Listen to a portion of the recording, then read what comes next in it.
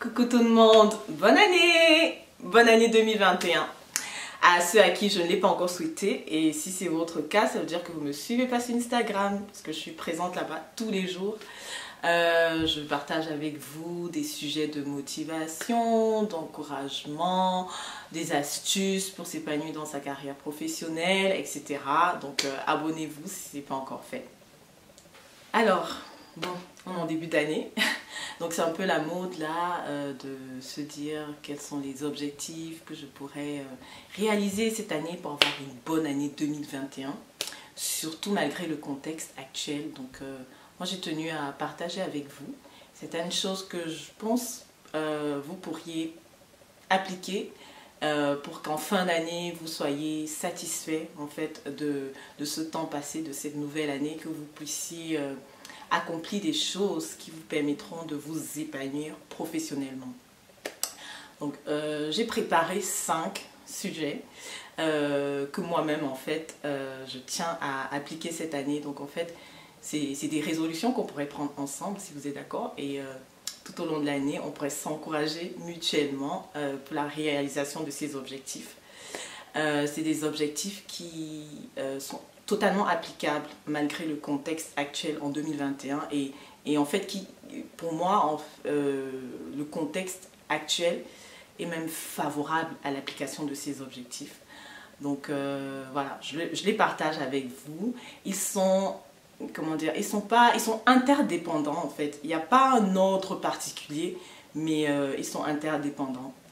Donc dites-moi ce que vous en pensez en commentaire, dites-moi s'il y a des objectifs que vous acceptez de vous fixer et pour lesquels vous mettrez tout en œuvre cette année, ou s'il y a des objectifs qui pour vous semblent pas du tout appropriés. Enfin, le débat est ouvert, n'hésitez pas à partager. Alors, le premier objectif que je pense qui peut être applicable cette année et nous permet de nous épanouir professionnellement, c'est celui de développer son réseau. Oui, développer son réseau. On est dans un contexte où les sorties se font rares, donc je suis d'accord avec vous, il n'y aura plus d'occasion de conférences, on pouvait rencontrer des personnes, on n'a même pas d'occasion de rencontrer en direct nos collègues, nos chefs, nos responsables, nos managers, mais n'empêche, grâce au digital, on peut le faire à distance. Donc moi je pense que pour cette année 2021, on peut très facilement en fait rajouter des personnes à notre réseau et développer, étendre notre réseau. Et comment? Mais premièrement, sachez qu'il y a beaucoup de webinars, de conférences en ligne sur Zoom, etc. qui s'organisent régulièrement. Il suffit juste d'être un peu à l'affût, soyez attentifs sur les réseaux sociaux. Il y a beaucoup d'événements qui s'organisent à distance, et pour ma part, là, en fin d'année 2020, quand je compare l'année 2020 par rapport aux précédentes, honnêtement, je n'ai jamais autant assisté à des réunions, à des conférences, même si ça se faisait en ligne. Au moins, j'avais l'opportunité d'y assister, d'enchaîner les réunions, plusieurs réunions sur la même journée, grâce au digital en fait. Or, quand les conférences elles se font en physique, malheureusement, on n'a pas toujours le temps d'aller à 2, 3, 4 conférences la même journée. Et du coup, on est vraiment limité en fait. Limité par le fait de devoir se déplacer. Des fois, la conférence elle est organisée très loin par rapport à son lieu de domicile. Et on n'a pas forcément le temps nécessaire pour être présent. Donc, je pense que vraiment, pour cette année 2021, vous pouvez vous fixer un objectif. Développer votre réseau en assistant à, disons, au moins une conférence par semaine, enfin, en assistant à toutes les conférences auxquelles vous souhaiteriez assister. Et pendant ces conférences, vous rencontrerez de nouvelles personnes et vous pourrez les rajouter facilement à votre réseau. Autre chose, vous pouvez aussi développer votre réseau même au sein de votre entreprise. C'est vrai que vous ne voyez pas physiquement les gens parce que vous êtes en télétravail, mais l'avantage que vous avez, c'est que vous pouvez utiliser les outils de chat interne ou même appeler. En fait, du coup, c'est même plus facile d'avoir une conversation avec n'importe qui dans l'entreprise parce que vous êtes seul chez vous. En fait, vous n'avez pas vos collègues à côté qui peuvent écouter ce que vous dites. Donc, en fait, vous êtes libre de parole et juste profitez-en en fait. Appelez des gens en interne pour prendre des nouvelles, appelez tel collègue dans tel service, appelez tel ancien manager avec lequel vous avez travaillé, Appelez même vos responsables, prenez des nouvelles, démarquez-vous en fait, démarquez-vous, appelez vos responsables, appelez. N'hésitez pas et je pense que ça leur ferait plaisir et vous aussi, en fait, ça vous permettrait de nouer une relation privilégiée avec, avec vos managers, avec vos collègues, avec des personnes de votre entreprise. En fait, tout ce que je dis concernant les coups de fil, c'est valable pour votre réseau professionnel dans votre entreprise actuelle, même dans une autre entreprise. Enfin bref, c'est valable avec toute personne. Si vous avez envie de garder une personne dans votre carnet d'adresse, vous êtes libre en fait d'appeler en journée. Entre midi et 14 heures, vous choisissez le bon moment. Vous êtes libre d'appeler cette personne, de prendre des nouvelles et c'est toujours apprécié. Et voilà, je pense que vraiment capitaliser beaucoup sur le fait d'être à domicile, d'être en télétravail pour développer votre réseau. Autre chose pour laquelle je pense que ce contexte est assez favorable pour développer son réseau, c'est que quand on va travailler tous les jours en physique, on est tous les jours souvent avec presque les mêmes personnes en fait, dans la même équipe, tous les jours, lundi, mardi, mercredi, jeudi, etc. Du coup, on échange très souvent avec eux.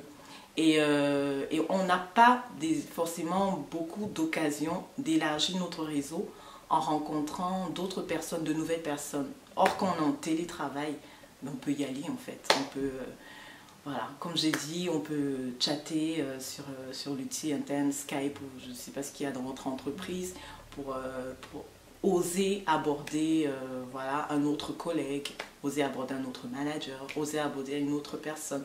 Même dans notre vie privée, on peut maintenir notre réseau personnel, appeler nos amis, notre famille, etc. Donc c'est vrai que pour beaucoup de personnes, le fait d'aller en télétravail, d'emblée, les gens se disent, les gens peuvent se sentir seuls parce qu'ils voient pas, voilà, ils n'ont pas un cercle de personnes qu'ils voient régulièrement tous les jours.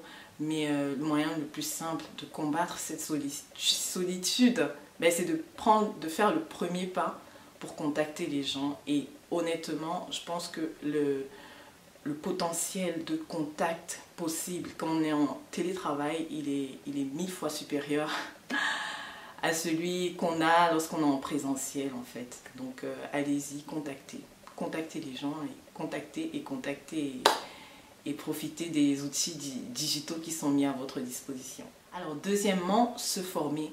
Je pense qu'on peut capitaliser là, sur cette nouvelle année, avec le contexte actuel pour se former. Si vous avez des axes d'amélioration, des domaines pour lesquels vous sentez le besoin de vous perfectionner, c'est le moment. C'est vraiment le moment, il est vraiment favorable. Et en plus, ce qui est génial, c'est que les moyens de formation, ils ont beaucoup évolué ces dernières années et qu'il y a tellement de formations en digital qui existent aujourd'hui, tellement de formations en ligne. Mais faites attention hein, dans les formations que vous sélectionnez. Moi, je pense qu'aujourd'hui, on peut se former sur tellement de sujets malgré le contexte actuel et à distance. Et ça, c'est juste génial. Il faut en profiter. Et le mieux encore, c'est que même quand on est en télétravail, du coup, on peut organiser son temps en fonction de ses formations. Par exemple, s'il y a des formations qui sont à distance, mais à une certaine heure, ben en fait, on peut s'arranger pour travailler avant ou après la formation. Bref, en fait, on a du coup encore plus de possibilités d'adapter notre planning aux formations qui nous feraient du bien. Donc, allons-y, profitons-en, formons-nous. Et quand je dis formation, donc il y a plusieurs formats hein, qui existent. Il y a des coachs qui vous proposent des formations selon un planning peut-être fixe, où il y a des formations pour lesquelles vous payez et puis vous avez un accès illimité à n'importe quel moment en fait qui vous conviendrait. Et puis vous avez des formations aussi qui existent déjà dans des livres. Vous savez, les bouquins de développement personnel dont j'ai déjà parlé ici. En fait, là, pour moi, c'est le moment. Du coup, on a tellement de temps, en fait.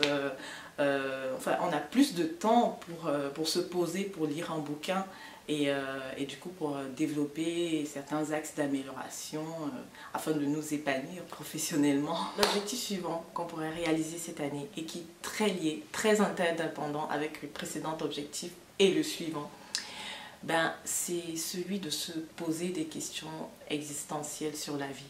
Non, en fait, c'est celui de trouver des réponses sur les questions existentielles de la vie. Ça peut être un objectif de cette année. Parce que du coup, ben, ce qui se passe là actuellement, la crise, je pense qu'elle bouleverse pas mal de modes de vie, de comportement, de modes de pensée. Et si finalement, en temps de crise, on n'est pas capable de prendre du temps pour des questions vraies, pour des questions importantes par rapport à la vie, ben finalement, quand est-ce qu'on le fera, quoi? Ce n'est pas quand tout va bien, quand on est voilà, dans un train-train quotidien, qu'on prendra du temps, du recul pour voir d'où on vient, où on va, etc. Mais c'est maintenant, c'est le moment en fait, c'est le moment de se poser des questions, et de trouver des réponses. En fait, vraiment, je pense que c'est mieux de dire c'est le moment de trouver des réponses. Et en cherchant, on trouve. Moi, je crois que qui cherche, trouve. Donc cette année, donnez-vous pour objectif de trouver des réponses à des questions existentielles que vous vous posez. Ça peut être pour certaines personnes, peut-être leurs origines. Peut-être que vous ne savez pas d'où vous venez, en fait, qui vous êtes, etc. Ben, prenez du temps, organisez votre temps pour trouver ces réponses, faites des recherches, etc.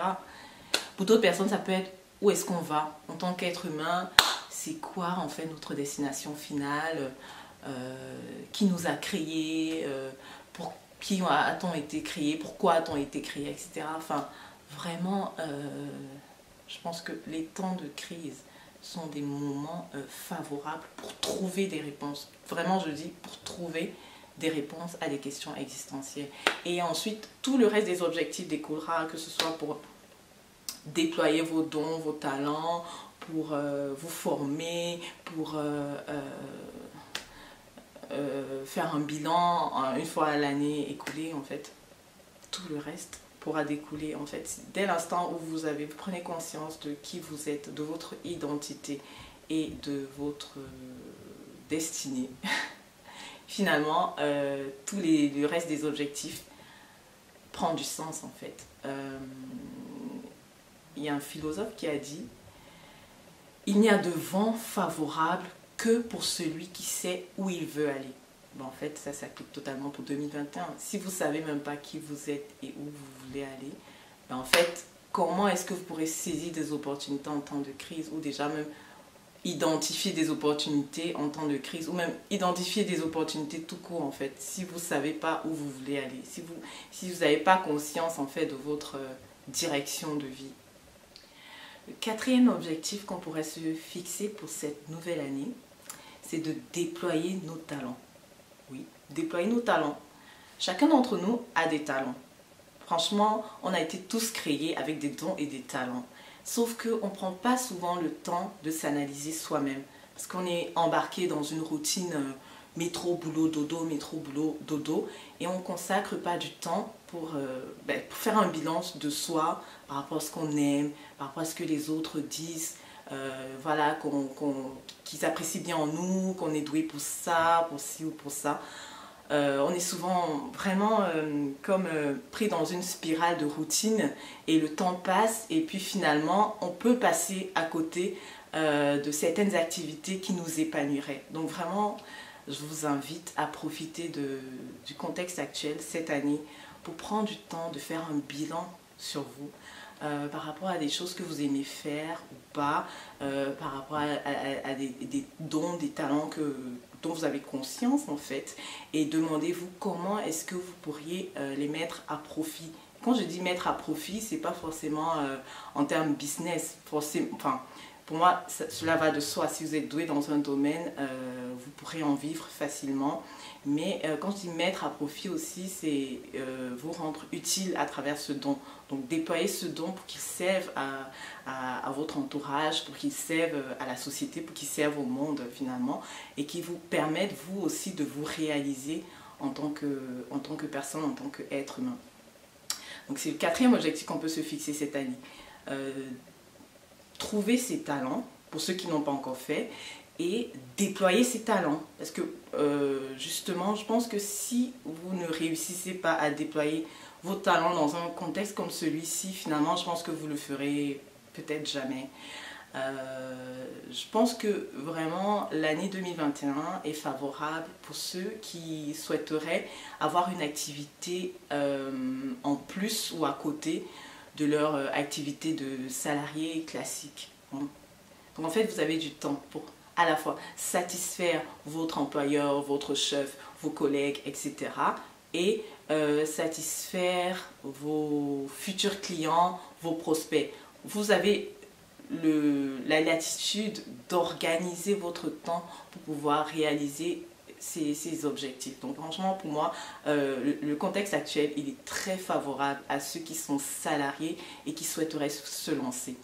En plus, vous savez, quelle que soit l'issue du contexte actuel, c'est-à-dire même si en 2022, la situation perdure, ce qu'on ne souhaite pas, mais si elle perdure, en fait, vous gagnerez dans la mesure où finalement, vous aurez anticipé sur une crise en développant une activité qui peut survivre, en fait, en temps de crise. Parce que vous aurez créé cette activité pendant le temps de crise, donc forcément, elle survivra, même si le temps de crise perdure.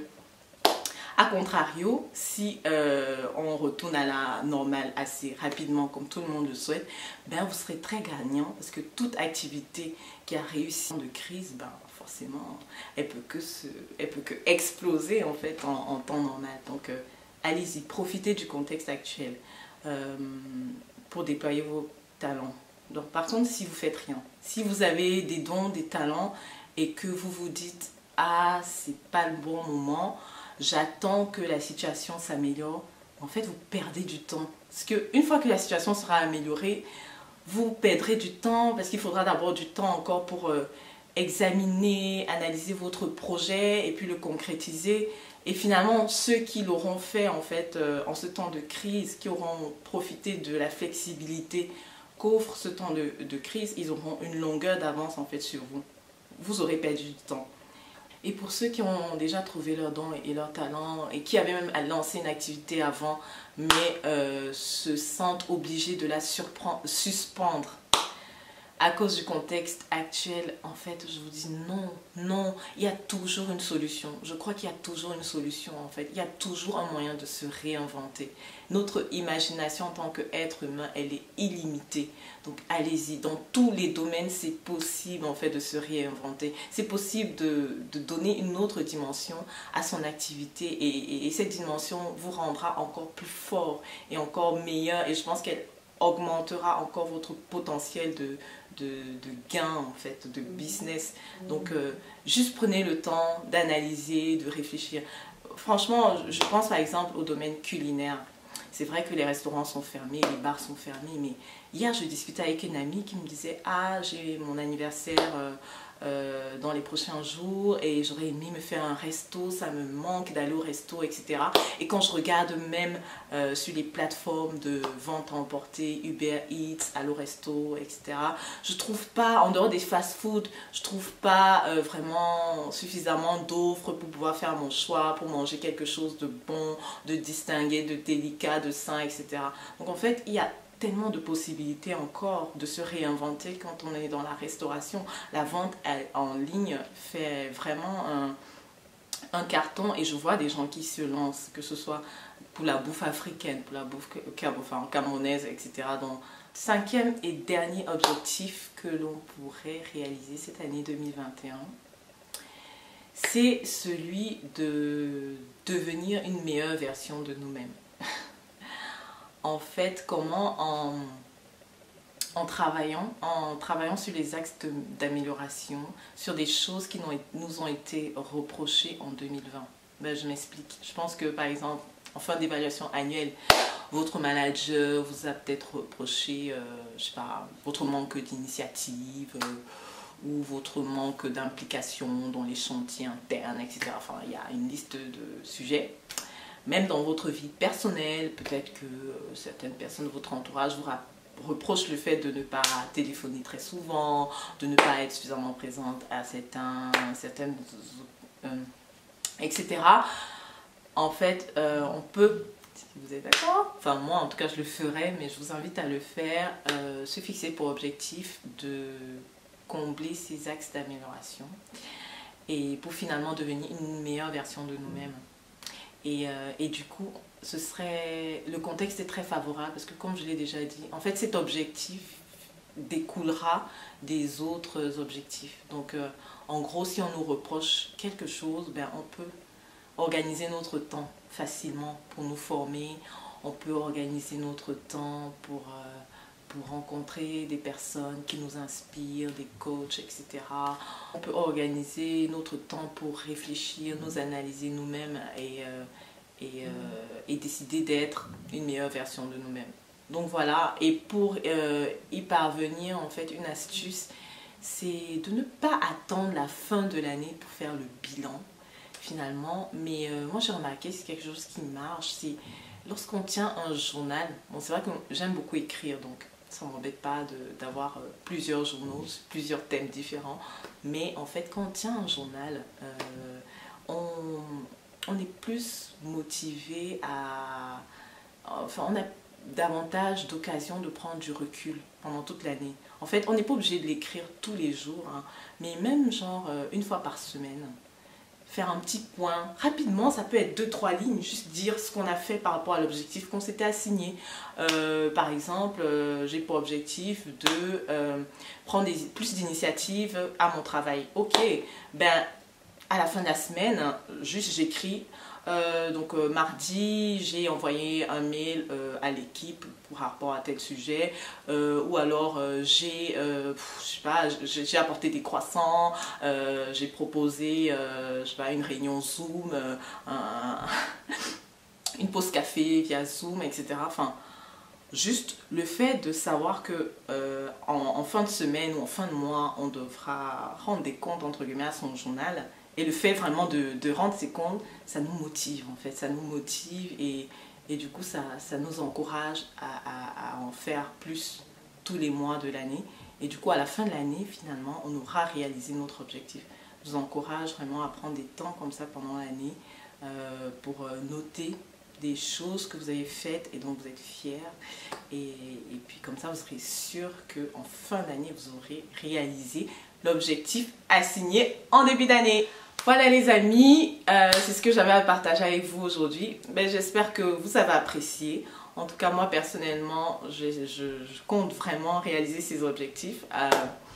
Je prie vraiment pour y parvenir et j'aimerais bien que vous m'encouragez aussi, hein, parce que des fois c'est difficile. Moi on me dit souvent que je connais beaucoup la théorie mais que j'ai du mal à mettre en pratique. Donc vraiment n'hésitez pas à m'encourager pendant l'année, à m'envoyer des messages pour savoir où j'en suis. Ça me fera vraiment beaucoup plaisir. Et moi aussi je continuerai de vous encourager sur cette chaîne, sur Instagram au quotidien. Voilà, je vous embrasse très fort et je vous dis à bientôt pour une prochaine vidéo sur la chaîne.